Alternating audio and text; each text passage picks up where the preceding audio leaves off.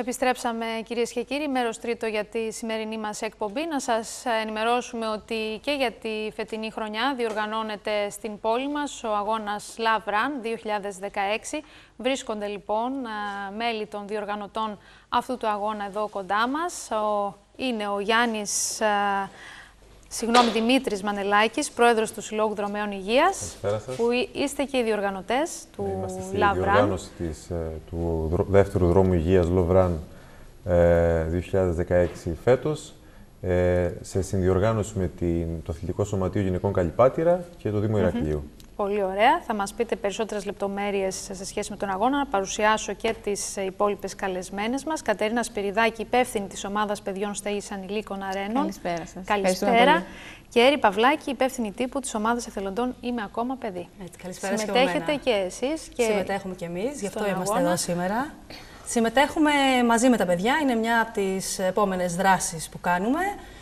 Η σκέψη μας ήταν ένας εθελοντής να συμμετέχει σε αυτό το δρομικό γεγονός με ένα παιδί, είτε από τη στέγη Αρένων στο Μασταμπά, είτε από το Κέντρο Προστασίας Παιδιού στον Πόρο.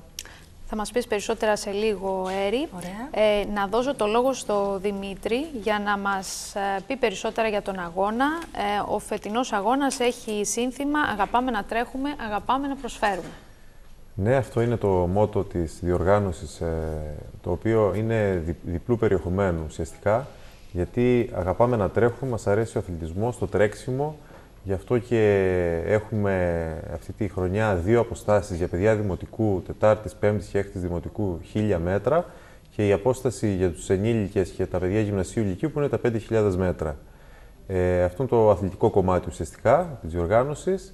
Το προσφέρουμε είναι ουσιαστικό γιατί με τις συμμετοχές οι οποίες να ευχαριστήσουμε και τον κόσμο για την ανταπόκρισή τους έχουν πλησιάσει, έχουν εξαντληθεί σχεδόν. Έχουμε φτάσει 1000 εγγραφές και αυτή τη στιγμή μετά την ανακοίνωση για τις 300 επιπλέον θέσεις εξαντλούνται οριακά. Να πούμε ότι με έχουν μείνει όμως κάποιες ακόμα. Έχουν μείνει κάποιες οι οποίες δίδονται από το περίπτωρο της διοργάνωσης από τις 10 το πρωί μέχρι τις 6 το απόγευμα στην πλατεία Λιονταριών που έχουμε. Τα έσοδα των οποίων θα διατεθούν στο Κέντρο Κοινωνικής Πρόνοιας Περιφέρειας Κρήτης και με κάθε συμμετοχή 1 κιλό ζυμαρικά μπαρίλα θα δοθεί στο Κοινωνικό Παντοπολείο Ηρακλείου για τις δομές στήριξης εδώ του νομού.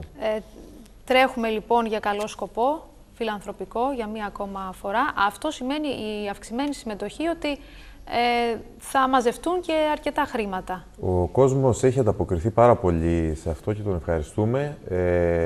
Βλέπουμε ότι το Ηράκλειο και γενικά η Κρήτη έχει ανάγκη από τέτοιες διοργανώσεις που συνδυάζουν και το αθλητικό κομμάτι, την υγεία, και το κομμάτι το φιλανθρωπικό.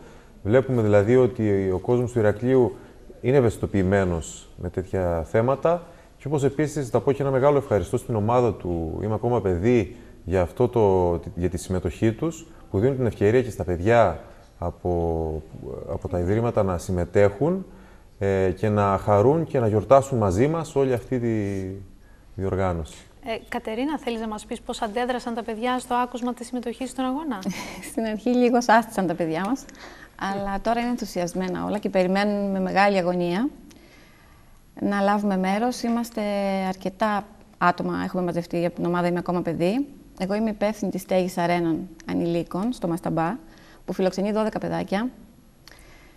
Και θα ήθελα με την ευκαιρία που βρίσκομαι εδώ να πω ότι ζητάμε παιδοψυχολόγους και κοινωνική λειτουργό για τη στέγη, η οποία έχει φοβερές ελλείψεις και όχι μόνο... Το είχε πει και την προηγούμενη φορά. Γενικά στην ομάδα μας ζητάμε να στελεχωθεί από τέτοιους ανθρώπους, να συνεισφέρουν με οποιοδήποτε τρόπο.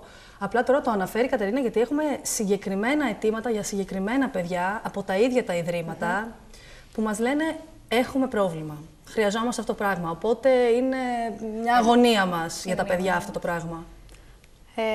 Είναι τα παιδιά μας έτοιμα, είναι χαρούμενα, θα το κάνουμε σαν μια γιορτή, θα τρέξουμε και το καλό είναι ότι και τα χρήματα της διοργάνωσης πάλι είναι για τα παιδιά. Πάλι για τα παιδιά. Ενθουσιασμός λοιπόν πολύς. Ενθουσιασμός, έτσι, ναι. Έρη, και τι πιο ευχάριστο από το να προσφέρεις χαμόγελο, ενθουσιασμό, χαρά και αισιοδοξία. Όταν ακούσαμε τη διοργάνωση του Love Run, που προσωπικά την γνώριζα και από πέρυσι, η πρώτη σκέψη που ήρθε στο μυαλό είναι να βάλουμε τα παιδιά μέσα σε όλο αυτό. Άπτεται απολύτως τον σκοπό μας με την έννοια ότι θέλουμε να εμπνέουμε στα παιδιά θετικά πρότυπα και θέλουμε και ακριβώς να έχουν μια επαφή με τον αθλητισμό, γιατί παρατηρούμε μια εγκατάλειψη στα παιδιά, οπότε είναι ακριβώς ότι πρέπει να βιώσουν ένα αθλητικό γεγονός που αφορά και ένα τόσο όμορφο σκοπό, τα ίδια τα παιδιά από κοντά, να συμμετέχουν σε αυτό ζωντανά. Την Κυριακή λοιπόν. Κυριακή, 10 η ώρα είναι ο παιδικός αγώνας, 1000 μέτρα για παιδιά, με την ambassador του παιδικού, την Αργυρό της Στρατάκη, που θα αναλάβει όλο με την ομάδα της όλη την διοργάνωση αναφορικά με τα 1000 μέτρα των παιδιών, το οποίο δεν χρειάζεται να αγωνιούν οι γονείς για τη διεξαγωγή κτλ., γιατί έχει προβλεφθεί από την Οργανωτική Επιτροπή και από το επιτελείο της κυρίας Στρατάκη και η διασφάλιση για την ομαλή λειτουργία, και είναι 10:30 ο αγώνας για όλους, 5 χιλιόμετρα, με κίνηση τερματισμό πλατεία Λινταριών, παραλιακή λεωφόρος Ηρακλείου και επιστροφή Λιοντάριο. Εύχομαι καλή επιτυχία. Ευχαριστούμε πολύ. Και του χρόνου. Να είστε καλά. Να είστε καλά, να το διοργανώσετε και την επόμενη χρονιά.